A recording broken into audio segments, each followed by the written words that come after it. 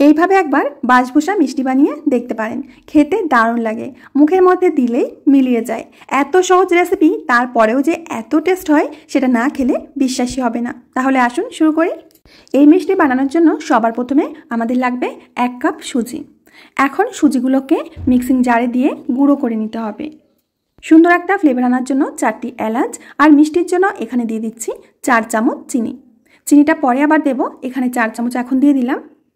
এখন সুজিটাকে এরকম ফাইন গুঁড়ো করে নিয়েছি। দেখতে পাচ্ছেন যে সুজিগুলো একেবারে পাউডারের মতো হয়ে গেছে। এখন যে কাপ মেপে আমি সুজি নিয়েছি সেই কাপেরই 1.5 কাপ উষ্ণ গরম দুধ এখানে দিয়ে দিচ্ছি। দুধটা কিন্তু অবশ্যই উষ্ণ গরম দেবে। খুব ভালো করে আবারও মিশিয়ে নেব।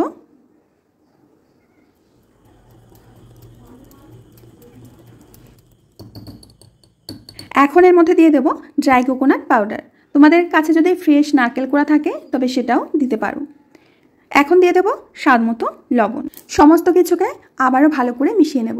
যেহেতু এখানে আমি উষ্ণ গরম দুধ দিয়েছি, ধীরে ধীরে দেখবে যে সুজিটা এরকম ঘন হয়ে যাবে। এখন এর মধ্যে দিয়ে দেব 1/2 কাপ ফ্যাটানো টক দই। টক দইটা দিলে মিষ্টিগুলো কিন্তু একেবারে সফট হবে। খুব ভালো করে দইটাকে এইভাবে মিশিয়ে নেব। বন্ধুরা, রেসিপিটা খুব সহজ হলেও খেতে কিন্তু ভীষণ সুস্বাদু। একবার হলেও বাড়িতে বানিয়ে দেখবে। এখন এর মধ্যে দিয়ে দেব 1 চামচ বেকিং পাউডার। বেকিং সোডা কিন্তু এখানে দেওয়া যাবে না, শুধু বেকিং পাউডারটাই দিতে হবে। বেকিং পাউডারটাকে খুব ভালো করে ব্যাটারের সাথে এইভাবে মিশিয়ে নিচ্ছি। যেহেতু বাইন্ডিংয়ের জন্য এখানে কিছুই দেওয়া নেই, তার জন্য ব্যাটারটাকে এরকম ঘন রাখতে হবে। এবার গ্যাস ওভেনে একটা কড়াই বসিয়ে দিয়ে কড়ার মধ্যে একটা স্ট্যান্ড দিয়ে দিচ্ছি। এবার ঢাকা চাপা দিয়ে 5 মিনিট মতো প্রিহিট করে নেব। এইদিকে এরকম একটা স্টিলের থালা নিয়েছি। থালার মধ্যে আমি একটু তেল হাত দিয়ে ভালো করে মাখিয়ে দিচ্ছি। এবার ব্যাটারটা থালার মধ্যে দিয়ে দেব। আর ব্যাটারের ঘনত্বটা দেখে বুঝতেই পারছো ঠিক কেমন রাখতে হবে। সমস্ত ব্যাটারগুলো দিয়ে আমি এইভাবে প্লেটটা একটু ঝাঁকিয়ে নিচ্ছি যাতে ভেতরের বাতাসটা বাইরে বেরিয়ে আসে। এদিকে কড়াইটাও প্রিহিট করা হয়ে গেছে। এখন কড়ার মধ্যে থালাটাকে বসিয়ে দেব। এবার ঢাকা দিয়ে লো আঁচে আমরা বেক করে নেব প্রায় 30 মিনিট।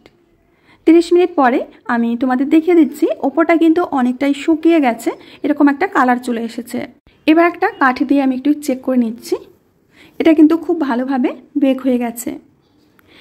এখন একটা কাঠের সাহায্যে আমি কেকটাকে এরকম ফুটো ফুটো করে দেব। অন্যদিকে চিনি শিরা তৈরি করার জন্য 1/2 বাটি চিনি আর সেই বাটিরই 1/2 বাটি জল দিয়ে দিচ্ছি। চিনির রসটাকে ভালো করে জাল করে চিনিটাকে গলিয়ে নিতে হবে। এখানে কিন্তু ঘন শিরা তৈরি করা যাবে না। চিনির শিরাটা আমার তৈরি হয়ে গেছে। এখন গরম গরম অবস্থায় চিনির শিরাটা আমি কেকের মধ্যে দিয়ে দিচ্ছি। এইভাবে সম্পূর্ণ শিরাটা দিয়ে অপেক্ষা করতে হবে কিছুক্ষণ, যতক্ষণ না কেকটা শিরাটা টেনে নিচ্ছে। শিরাটা কিন্তু একেবারেই টেনে নিয়েছে। এখন এরপর থেকে দিয়ে দিচ্ছি কিছু ড্রাই কোকোনাট পাউডার। এতে করে দেখতেও যতটা সুন্দর লাগবে, খেতেও বেশি সুস্বাদু লাগবে। এখন আমরা মিষ্টিটাকে ঠিক এইভাবে কেটে নিচ্ছি। আজকে আমার ভিডিওটা দেখতে যদি নতুন কোনো বন্ধু এসে থাকো, প্লিজ আমার চ্যানেলটিকে সাবস্ক্রাইব করবে, পাশে থাকা বেল বাটনের অল অপশনে ক্লিক করবে, যাতে আমার ভিডিও আপলোড হওয়ার সাথে সাথেই সবার প্রথমে তোমার সামনে পৌঁছে যায়। আর ফেসবুক থেকে দেখে থাকলে অবশ্যই পেজটিকে ফলো করে রাখবে। তো মিষ্টিটাকে আমি ঠিক এইভাবে কেটে নিয়েছি। দেখতেই পাচ্ছ এটা দেখতে কতটা সুন্দর লাগছে। এখন একটা স্প্যাচুলা দিয়ে আমি মিষ্টিগুলো তুলে নিচ্ছি। দেখতে পাচ্ছ কত সহজে মিষ্টিগুলো উঠে আসছে। আর এগুলো কিন্তু এরকম ড্রাই মিষ্টি হবে, কিন্তু মুখের মধ্যে দিলেই গলে যাবে। দেখতেই পাচ্ছ কতটা পরিমাণে নরম তুলতুলে হয়েছে আর রসালো হয়েছে। এটা কিন্তু মুখের মধ্যে দিলেই মিলিয়ে যাবে। তো আমার প্রিয় বন্ধুরা, আমি আজ এখানেই বিদায় নেব। আবার আসবো নতুন রেসিপি নিয়ে। ততক্ষণের জন্য সবাই ভালো থেকো, সুস্থ থেকো, সকলকে সুস্থ রেখো।